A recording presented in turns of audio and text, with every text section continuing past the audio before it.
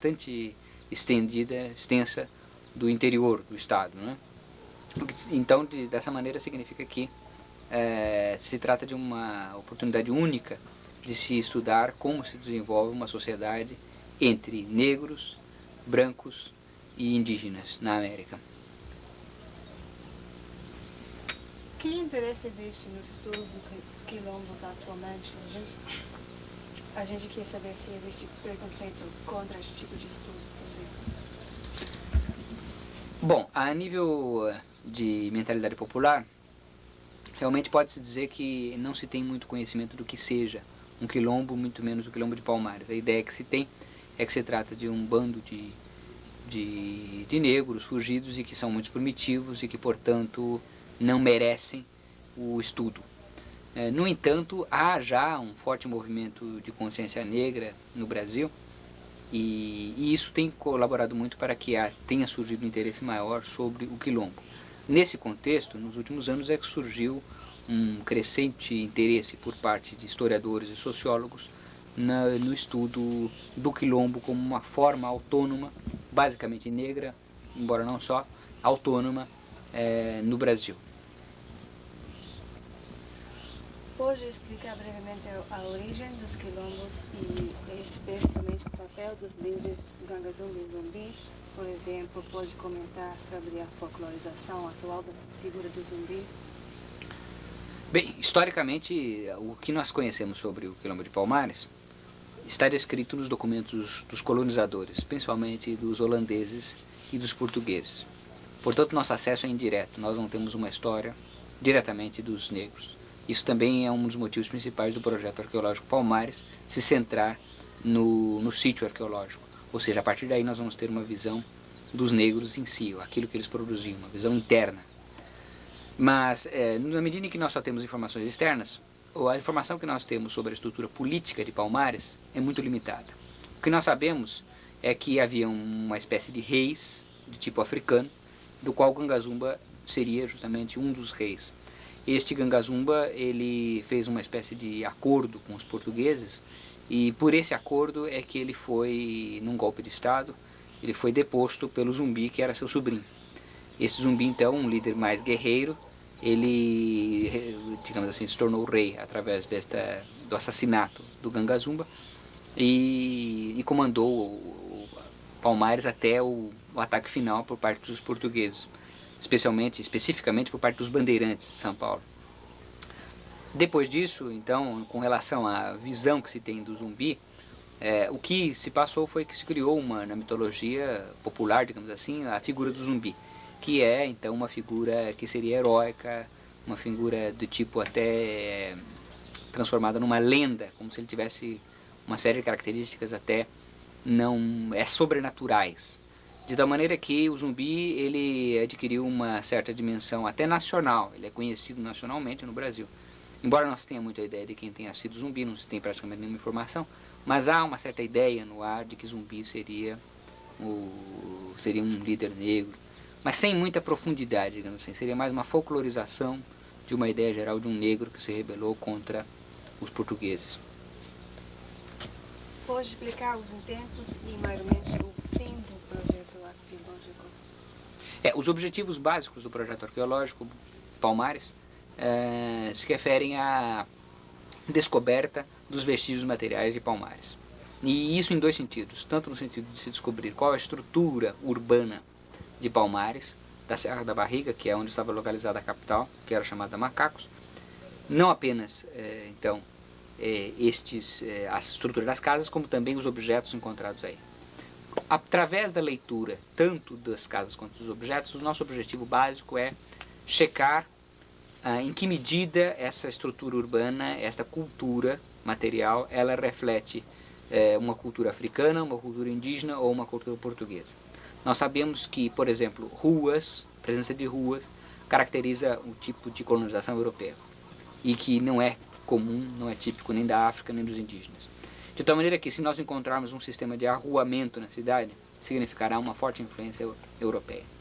O mesmo se passa com os outros aspectos materiais, como, por exemplo, os objetos de cerâmica. Se nós encontrarmos objetos com alças, será novamente uma influência nitidamente europeia.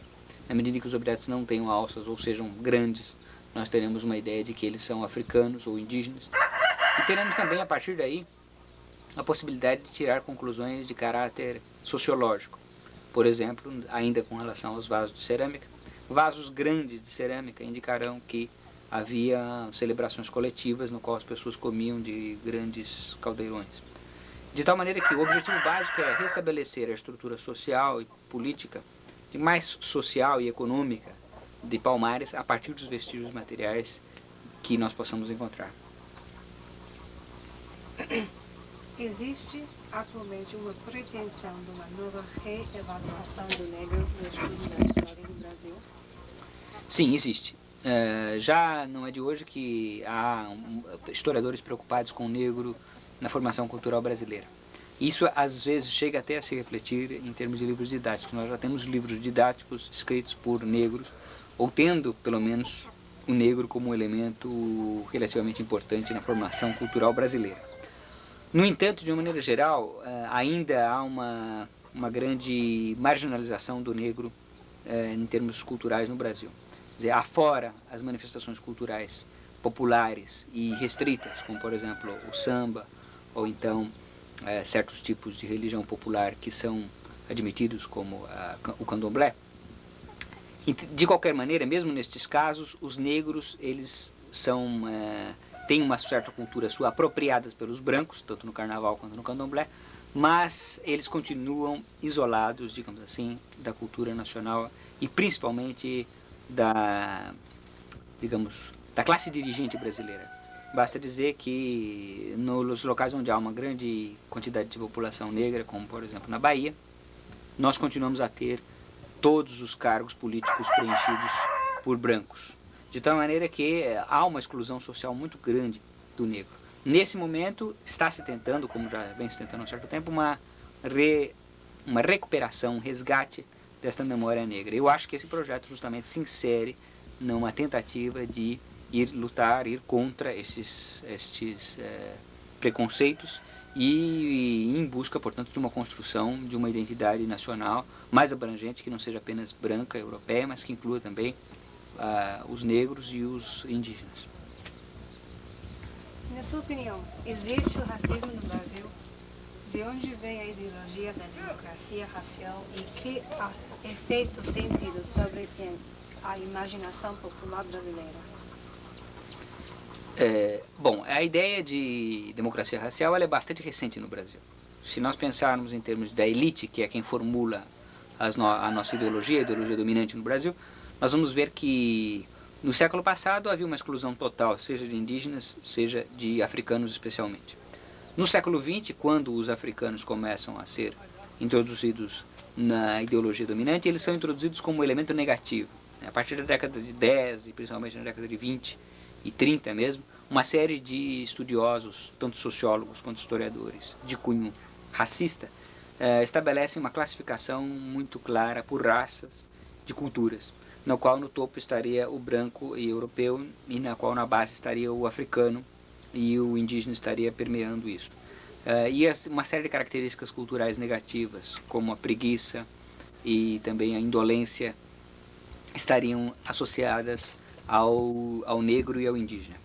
De tal maneira que nós não podemos falar em democracia racial, a ideia de democracia racial ela é muito recente, ela surge a partir da redemocratização do país na década de 40, no final da década de 40, quando o Brasil se redemocratiza, ou se democratiza pela primeira vez, surge então a possibilidade de surgirem outras explicações para a realidade brasileira. Nesse contexto surge uma série de pessoas, e especialmente o sociólogo Gilberto Freire, que formula a teoria de que o que seria típico do Brasil seria, ao contrário do que se dizia antes, a miscigenação. E essa miscigenação seria positiva, porque a miscigenação misturaria, abrandaria as diferenças entre as diferentes raças e culturas e ao mesmo tempo formaria um povo bastante tolerante e simpático, né? Isso explicaria a calma do brasileiro, a simpatia, a tolerância. Essa teoria ela foi muito incentivada durante também o período militar. A partir de 64, essa teoria, digamos assim, se tornou a dominante, porque também difundida em massa pelo governo militar, na medida em que isso fazia com que as pessoas se sentissem, tivessem uma ideia de Brasil no qual todos viviam harmoniosamente. O problema dessa teoria é que ela não, como eu já disse anteriormente, ela não conforma-se com a realidade das discriminações. Quer dizer, na verdade, se houvesse realmente democracia racial, não haveria discriminação contra negros, contra indígenas, ou contra, inclusive, pobres em geral, né? De tal maneira que a ideia de democracia racial, ela é muito criticável na medida em que ela estabelece um ideal que, na verdade, não existe. Só isso. Só isso. Obrigado. Obrigado. Obrigado. Pela uso da caça, né? Obrigado. O senhor pode ligar o rádio. Muito obrigado. Será que vai continuar chovendo? O que nós fizemos de procurar atrás. Morrendo de fome. A base pode montar aliás, A semana passada. Sim. Mas chegou, seca só o cavalo. Esse aí não vai virar um colo. Aceita também.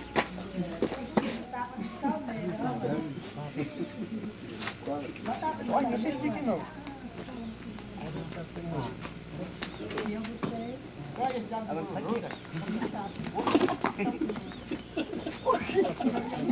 Now that would be worth it. Guys cooking the food. O português chegou na casa do cabo e foi comer português. Aí comeu o cabo. O que é esse? É um tutu, o homem. E como o tutu é bom, o homem inteiro está tudo. Carne tutu é bom. Aí meus filhos e que dá um tutu. Pegou a puta dentro da mão. Caiu! Bora, chega, pai, chega.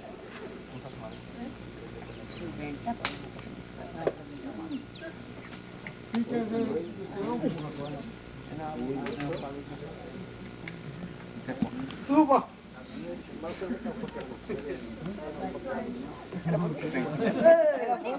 ele virar pra lá. Tá, a frente dela pra cá. Deixa eu virar a burra. Se eu botar a frente dela pra cá. Aponta ele. Começa ele aqui, pai.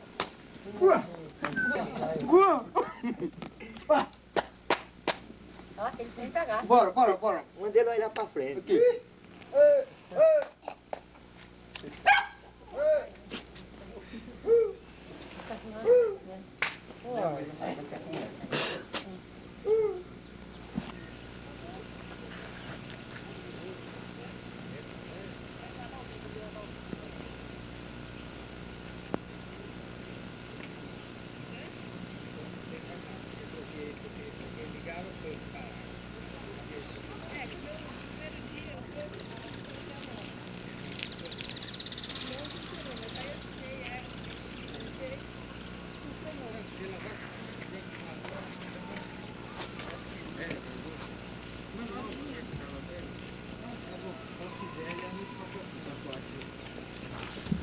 Paulo, foi ali que a gente esteve, né? Não foi? Foi lá que nós estivemos.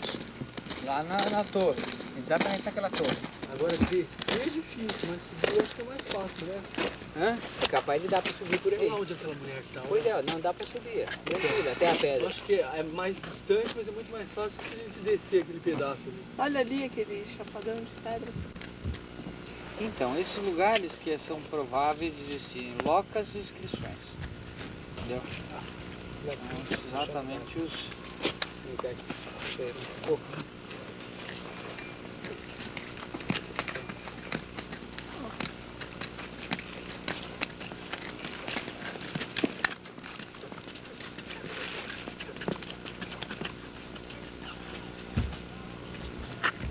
Fica um taco, né, com essas maquininhas.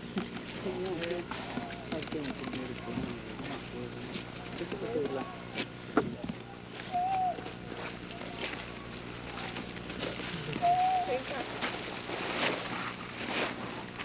Ah, não quero aparecer. Ah, nem filho. Não, com a minha, Capa. com a minha capinha, ó. A minha capinha de Já não jeito. sai.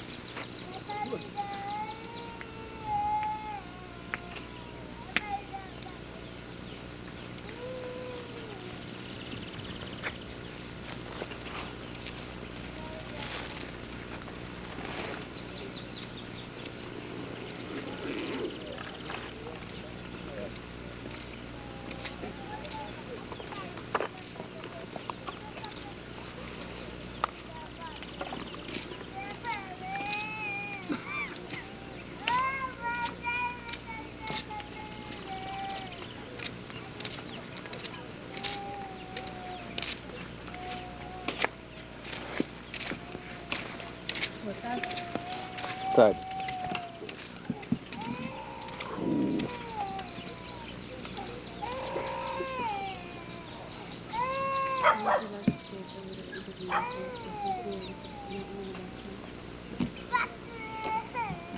If you want to.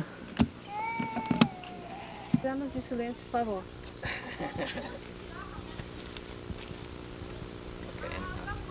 Actually, wait 1 second. I just thought of something.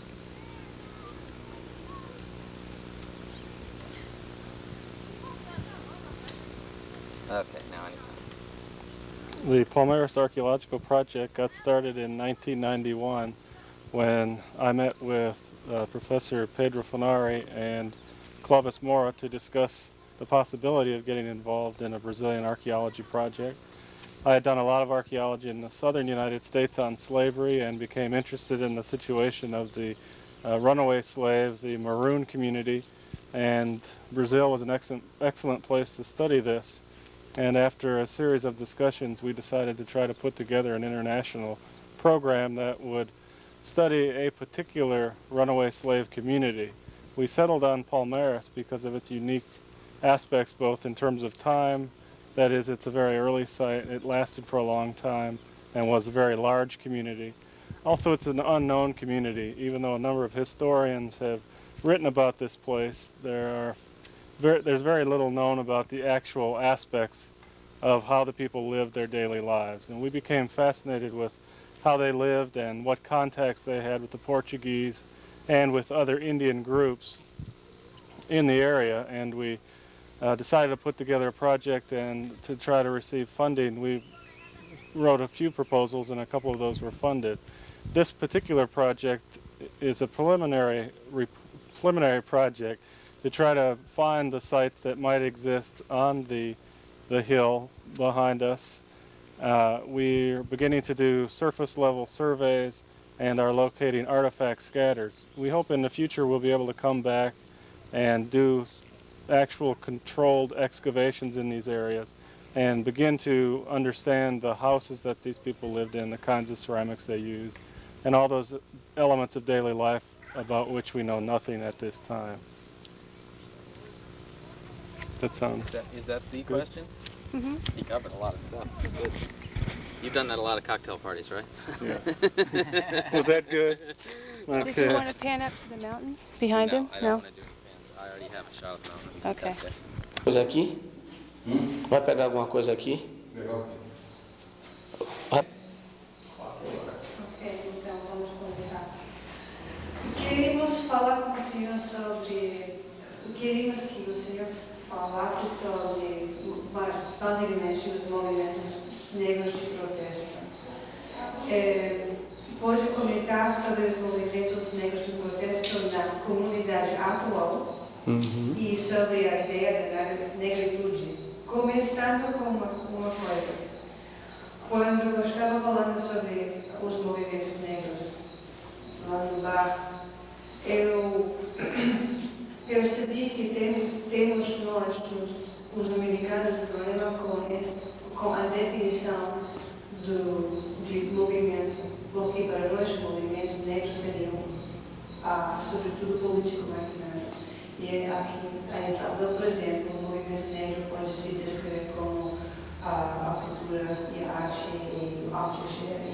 Certo. Muita coisa. Então, pode começar com uma definição de o que é o movimento negro de protesto. Tá, olha, o movimento negro, para nós, ele é único. É todo um questionamento que os negros organizados fazem para conseguir alguns objetivos, ou vários objetivos na sociedade brasileira. Agora, quando nós procuramos conceituar o que vem a ser comunidade negra e movimento negro, nós procuramos dar uma diferença na forma de atuação desses segmentos sociais. Por exemplo, entendemos o que seja comunidade negra, todos aqueles que são descendentes dos africanos. E o que vem a ser movimento negro são todos aqueles descendentes de africano que de forma organizada busca reivindicações nas questões especificamente étnicas. E dentro desse conceito de movimento negro organizado é que nós vemos várias formas ou estratégias de luta que esse movimento ele procura colocar em prática para atingir seus objetivos. A exemplo da cidade de Salvador, nós encontramos movimentos negros que têm como prática política a questão cultural, o que vem a ser isso. As pessoas buscam, através da música, através da dança afro, através dos blocos, reivindicar ou colocar a questão negra na cidade de Salvador e no Brasil de uma forma geral. Nessa mesma cidade de Salvador, nós também presenciamos forma de movimentos também político, agora que questiona basicamente a questão étnica. Quando se coloca que o negro deve buscar sua identidade através do próprio reconhecimento de ser negro. Ele não precisa utilizar-se talvez de uma outra estratégia ou de um outro subterfúgio para identificar-se como tal. É por aí que nós procuramos conceituar e às vezes as pessoas não entendem a diversidade de segmentos do movimento negro organizado, mas é um único movimento negro que existe no Brasil com várias formas de atuação. Pode comentar sobre essa ideia da negritude?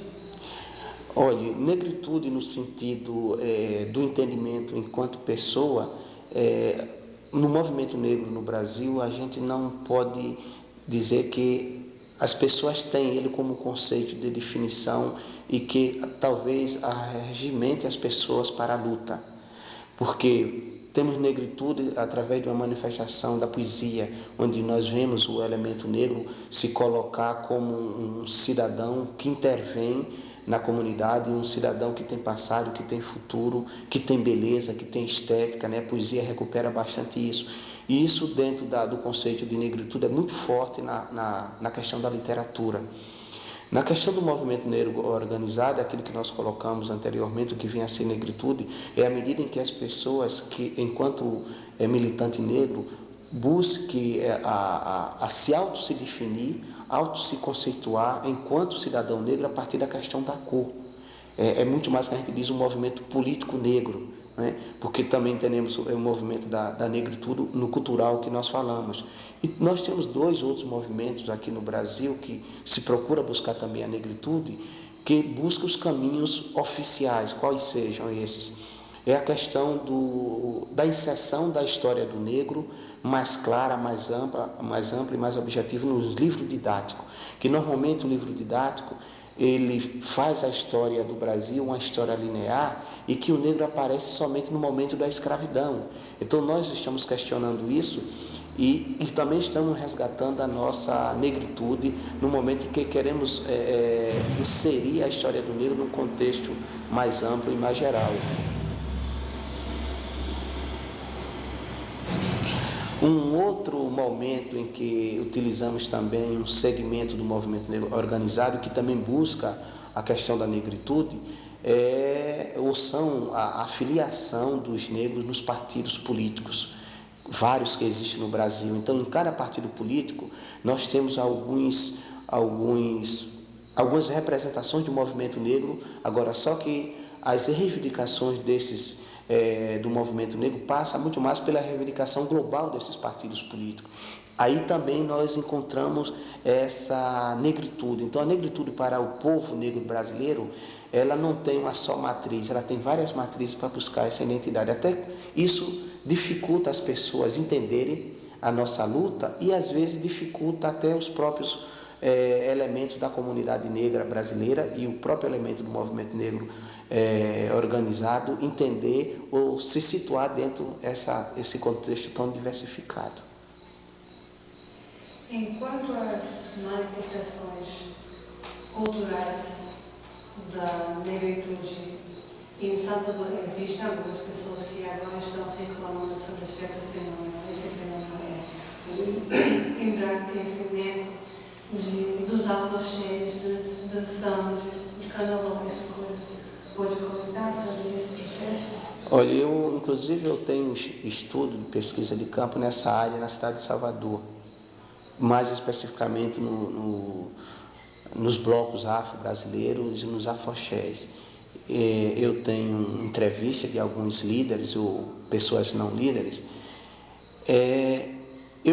Da minha parte, eu não vejo o embranquecimento desses segmentos sociais negros por estar inserido dentro desse contexto. Talvez na religião afro-brasileira possa até questionar, que eu não conheço, mas nos blocos, pelo contrário, cada vez mais esses movimentos eles estão buscando a sua identidade negra na medida em que eles estão buscando, através da própria história do negro no Brasil, da própria história do negro na África, colocar ou resgatar a história desses elementos no passado. Me parece que cada vez mais nós estamos nos tornando negro na medida em que utilizamos esse espaço. Agora, a questão do embranquecimento talvez não seja fator desses fatos que acontecem na cidade de Salvador. Pelo contrário, são fatores ideológicos que vêm principalmente desde o período do processo colonial no Brasil e que intensificou-se muito mais a partir da abolição da escravatura no país em 1888, que é um processo ideológico que está presente ainda em qualquer movimento negro organizado no Brasil. Agora, na medida em que as pessoas não têm a consciência e não sabem como essa ideologia de embranquecimento perpassa nas nossas relações sociais, nas nossas relações étnicas, talvez debitam a questão dos movimentos culturais, o embranquecimento, que não é tão verdade. Mais uma pergunta. Pode comentar sobre o significado dos quilombos atualmente e sobre o projeto arqueológico na consciência negra, chamado negra? Certo. Olha, o projeto Quilombo que vocês falam é o projeto que nós temos para o resgate da história do Quilombo dos Palmares, né? E o trabalho propriamente da arqueologia. Olha, eu também vou dizer de cátedra, né, sobre essa questão, porque não há uma identidade entre o resgate da história do Quilombo dos Palmares enquanto uma construção monumental, uma construção arquitetônica ou um resgate da história do Quilombo dos Palmares que possa levar ao resgate da sociedade brasileira. Em outras palavras, o movimento negro organizado e a comunidade negra brasileira, elas não são o carro-chefe desse processo. Elas estão à margem do processo, até se entende isso, e, por tabela, o resgate ou o trabalho arqueológico que hoje se faz na Serra da Barriga, nós podemos dizer nem a própria comunidade negra de União dos Palmares, ou a população daqui da cidade de União dos Palmares, e a população negra do estado de Alagoas tem conhecimento desse trabalho que está se fazendo. Então, isso é devido à própria desmobilização da comunidade negra e do movimento negro e a falta de elementos básicos para até se fazer eles presentes nessas questões. Por exemplo, nós temos a comunidade negra brasileira, seja talvez uns 80 milhões de brasileiros. Ora, isso eu estou dando um percentual que não é tão exato. Mas desses 80 milhões de brasileiros negros, talvez 10 milhões, eu acho que estou dando muito, eles sabem ler e escrever. Tá? E desses 10 milhões, se alguns sabem ler e escrever, eu digo alguns, bastante sabe, eles não têm acesso aos meios que possam levar as informações a ele. Então fica difícil a comunidade negra brasileira, ou o próprio movimento negro, ter conhecimento do que se produz em relação à história do Quilombo dos Palmares, ou através da leitura, ou através da mídia, seja ela a televisiva, seja ela os jornais. Então eu não quero justificar a nossa debilidade, ou tampouco eu quero culpar o Estado. Quer dizer, esses elementos contribuem para que a comunidade negra brasileira não seja o elemento que deslanche esse processo do resgate da história do Quilombo dos Palmares, e que tenha conhecimento do que está acontecendo hoje aqui na Serra da Barriga.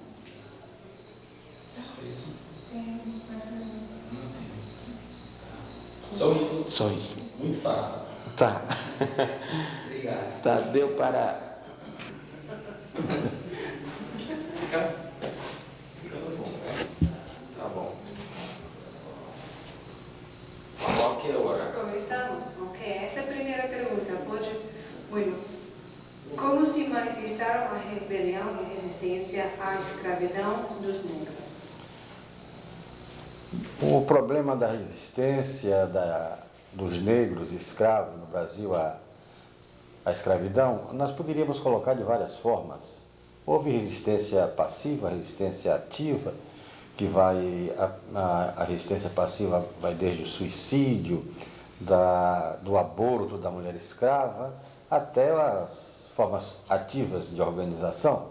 Temos os quilombos, temos as insurreições, temos as guerrilhas, temos o bandoleirismo quilombola, e quer dizer, tudo isso configura uma sequência de atitudes do escravo em relação à escravidão e, em consequência, a sua incapacidade de aceitar a sua condição de coisa, a sua condição de ser humano desumanizado pelo sistema econômico e social da escravidão. Então, a gente tem que ver que todas essas formas de manifestação, de revolta ou de resistência do escravo ao sistema, é uma constante em todo o percurso da nossa história escravista, e, por outro lado, demonstra como a escravidão não tira do ser humano a sua essência humana. Ele, apesar de ser considerado socialmente como coisa, ele existencialmente é um ser humano que pensa, apesar de todas as limitações que a escravidão impõe ao escravo, desde a transformação das suas religiões pela religião do dominador, a mutilação da sua ancestralidade, tirando-lhe os seus nomes de família e praticamente fraturando a sua personalidade, o escravo, ainda assim, ele é um ser humano. E essa sua humanidade determina o seu inconformismo, a sua incapacidade de se aceitar como um ser movente, como apenas um ser, um objeto dos senhores e uma mercadoria que circulava como tal no sistema escravista. Pode comentar sobre a evolução da interpretação de Palmares ao longo dos anos e a política? O problema de Palmares é um problema que está praticamente ligado a toda uma ideologia historiográfica no Brasil, que sempre vê na luta do oprimido, na luta das camadas chamadas inferiores, como sendo uma coisa que não faz parte do sentido da nossa história. Se nós pegarmos as histórias do Brasil, as clássicas, desde a primeira de Frei Vicente do Salvador, até praticamente a evolução do povo brasileiro do Oliveira Viana, nós vamos ver que Palmares é colocado como sendo uma coisa patológica no processo da evolução da sociedade brasileira, da formação da nação brasileira.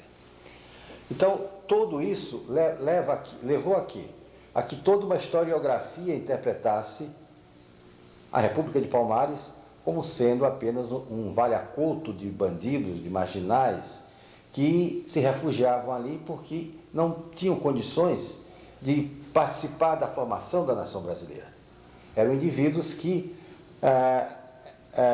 atrapalhavam esse processo da formação de uma nação brasileira e como tal, eles eram vistos de uma forma negativa. Desde Frei Vicente do Salvador, que foi quem escreveu a primeira história do Brasil, passando por Rocha Pita e por todos os outros, eu tenho até um livro estudando exatamente como os historiadores brasileiros analisavam o negro, inclusive Palmares, eles não reconhecem Palmares como um fato histórico. Reconhece Palmares como um acidente na nossa história. O próprio Euclides da Cunha acha que os bandeirantes fizeram um grande benefício à formação da nação brasileira, destruindo Palmares. E por aí todos os outros historiadores, sociólogos, seguem pelo mesmo diapasão. Palmares foi um acidente que praticamente tirou o sentido da nossa história, desviou o sentido da nossa história para uma outra vertente que não seria aquela que as classes dominantes queriam, que era exatamente formar uma grande nação na base do latifúndio escravista. Como Palmares foi exatamente aquele episódio que negou radicalmente tanto a escravidão, como também a impossibilidade do negro de se organizar, de se autodirigir e se transformar em seres independentes que produziam, que trabalhavam, que se organizavam politicamente, que tinham o seu governo, o seu exército, etc, etc, etc. Então, essa é a historiografia achava que Palmares foi um episódio negativo da nossa história.